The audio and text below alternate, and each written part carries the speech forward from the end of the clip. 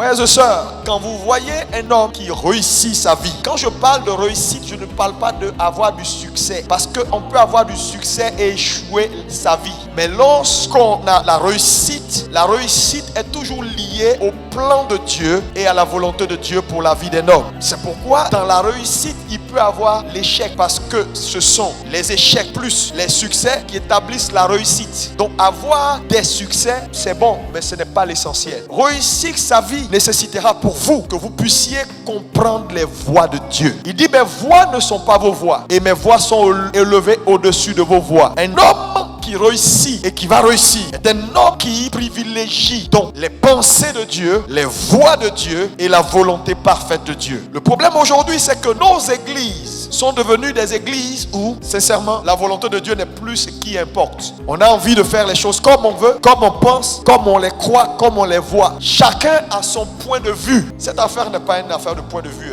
C'est une affaire de qu'est-ce que Dieu veut. Parce que la main de Dieu est toujours puissante dans la sphère de sa volonté. Hors de la volonté de Dieu, la main de Dieu ne sera pas puissante dans ta vie. Ça veut dire, les sorciers pourront te manger, même si tu prêches le nom de Jésus. Même si le nom de Jésus est écrit sur ton front, les sorciers pourront te manger. Des défaites, des calamités pourront arriver à ta vie tant que tu es hors de la volonté de Dieu. C'est pourquoi tu ne peux pas, dans cette décennie, te permettre de ne pas rechercher les voies de Dieu. Et ici, dans cette histoire, nous avons un homme qu'on appelle Joseph, 11e fils de Jacob. À un moment donné, cet homme a reçu une visitation et Dieu lui a donné une vision. Il a vu 11 étoiles se prosterner devant son étoile. La jalousie est entrée dans le cœur de ses frères. Ils l'ont vendu. Joseph est devenu esclave dans un pays étranger. Étant devenu esclave, plus tard, Joseph va devenir gouverneur de l'Égypte. Étant devenu gouverneur de l'Égypte, Joseph, bien sûr, va se marier. Et Joseph va avoir 2 fils. Il va nommer ses fils. La Bible nous dit que les noms que Joseph choisit de donner à ses fils ont une signification parce que la Bible nous les donne. Donc, Joseph nomme ses fils à partir de ses expériences. Mais c'était logique en son temps. En son temps, en Israël, lorsque quelqu'un donne naissance à un enfant dans une circonstance particulière, alors il nomme l'enfant en fonction de la circonstance. Et donc, Joseph a une histoire. Il est esclave, il a souffert et après, Dieu lui a fait grâce. Donc, lorsqu'il a son premier fils, Joseph décide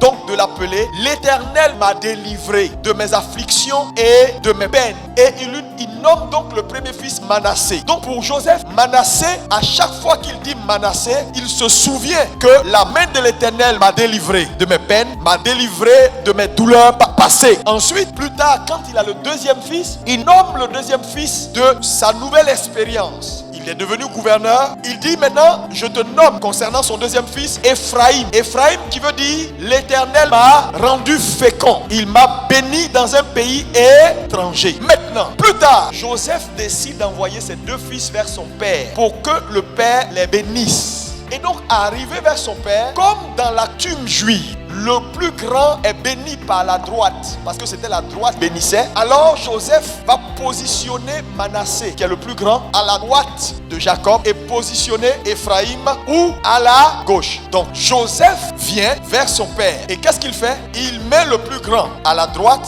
et il met le petit à la gauche de Jacob. Parce que Joseph sait que c'est la droite qui bénit. C'est la coutume. Étant donné que c'est Manassé, celle qui est plus petite de taille, qui est Manassé, qui est le plus grand, alors il faut que quand Jacob a imposé les mains, que sa droite soit sur la tête de Manassé, parce que c'est Manassé qui mérite la prééminence. Maintenant, Jacob, qui est un homme spirituel, qui est un homme qui comprend les voies de Dieu et qui connaît les voies de Dieu, arrive donc devant Manassé et Ephraïm. Au lieu donc d'étendre les mains comme ça et de poser la main droite sur la tête de Manassé et la main gauche sur la tête d'Ephraïm, il croise ses bras. Et Joseph n'est pas content. Il est perplexe. Il attrape la main droite de son père. Il dit non, papa, pas ainsi. Pose ta main sur Manassé. Ça ne peut pas se faire ainsi. Et le père qui lui dit, mon fils, je le sais. C'est intentionnellement que je suis en train de faire ce que je suis en train de faire. Jacob était dans l'intimité de Dieu. Jacob connaissait les voies de Dieu. Joseph était dans une logique. Joseph était dans une façon de voir les choses. Pour Joseph, quand on est le plus grand, on mérite la bénédiction. Parce que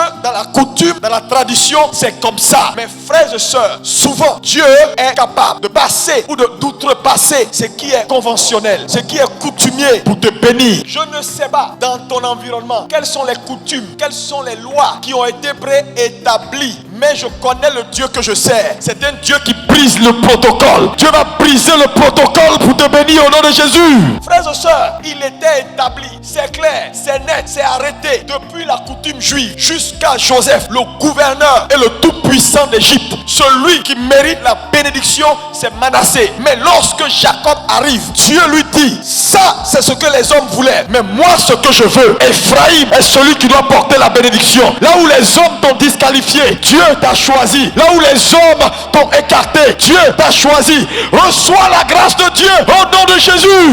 Frère, Dieu est capable de briser le protocole. Si Dieu ne brise pas le protocole, il y a des femmes ici, il y a des gens ici, tu t'en sortiras pas. Mon ami, tu es né prématuré. Tu es né dans une famille pauvre. Tu n'as personne. Il n'y a pas papa, il n'y a pas maman. Il n'y a pas devant, il n'y a pas derrière. Tout te disqualifie. Les lois des hommes te disqualifient. Tu n'as aucune compétence. Si Dieu doit t'élever, frère, il doit briser le protocole. Il y a des gens qui ont l'argent. Il y a des gens qui ont la connaissance. Il y a des gens qui ont la position. Frère, tu vas aller passer un concours. Il y a des gens qui sont le cousin du ministre. Il y a des gens qui sont le frère du ministre. En temps normal, mon ami, tu ne peux pas t'en sortir. Il faut que Dieu croise ses bras. Dieu va croiser sa main sur ta vie. Joseph a tout fait, il n'est pas plus haut. Parce que ce n'est pas lui qui porte la bénédiction. En vérité, ils vont te combattre, mais ils ne pourront pas te vaincre. Parce que ce n'est pas eux qui ont la vie, ta vie entre leurs mains. Ils vont prendre des décisions, mais c'est juste des décisions qu'ils peuvent prendre. Celui qui a le dernier mot, celui qui tient ton souffle. Joseph a tout fait. Jacob dit, calme-toi, petit. C'est moi qui porte la bénédiction, c'est pas toi. Vous savez, Joseph, il a oublié son histoire personnelle, il a oublié. Il dit, non, papa, tu ne peux pas faire ça. Pourquoi? Il avait une logique. Sa logique est simple. Non, chez moi là, c'est d'abord Manassé avant Ephraïm. Ça veut dire quoi? Quand il dit c'est Manassé avant Ephraïm, Joseph est en train de dire, chez moi, dans ma logique et dans ma façon de voir les choses, c'est l'Éternel qui délivre avant l'Éternel qui bénit. Joseph dit, il n'est pas question. Si Dieu ne t'a pas délivré, tu ne peux pas être béni. Mais pourquoi toi, papa, tu veux mettre c'est l'Éternel qui bénit avant l'Éternel qui délivre? Mais je suis un homme d'esprit. Je connais les voies de Dieu. Dans la pensée de Dieu, ce n'est jamais l'Éternel qui délivre avant l'Éternel qui bénit. C'est toujours l'Éternel qui bénit avant l'Éternel qui délivre.